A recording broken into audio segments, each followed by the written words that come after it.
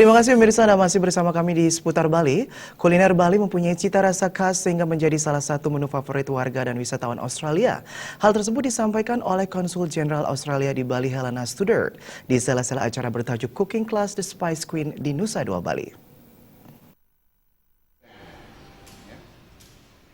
Tasya dan Gracia Seger yang dikenal dengan The Spice Queens adalah warga negara Australia yang berdarah Indonesia. Mereka populer di Australia karena menjadi pemenang acara televisi bertajuk My Kitchen Rules Australia 2016.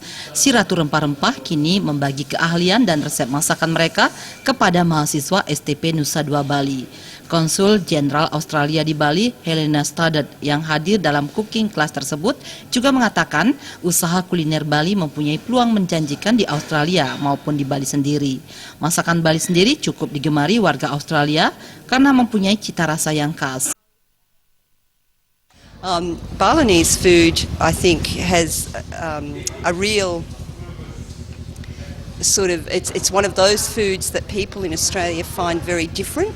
The spices are sort of quite different, and they really love to experiment a bit and mix that.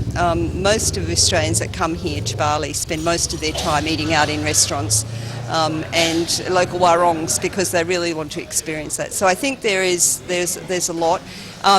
I'm not sure that I know exactly the traditional Balinese food, so when I'm offered to go to someone's place and I get that home-cooked Balinese food, that's the sort of spice and the taste that I think is something that we can still draw on and maybe incorporate into sort of more commercial cooking.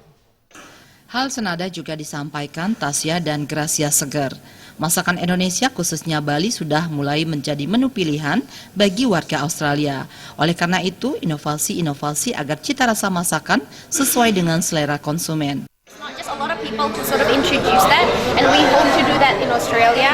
Karena di Melbourne specifically, I don't think makanan Indonesia tuh lebih catered untuk students, so it's more like nasi pakai rendang, pakai sayur. But in here, like I go to Balinese restaurant here, kayak wow, lokal dan merah putih dan locavore, mereka bisa membuat masakan Indonesia tapi present to a high end of food where platingnya it's so amazing and using different technique juga. So we really want to learn a lot from that and bring it outside.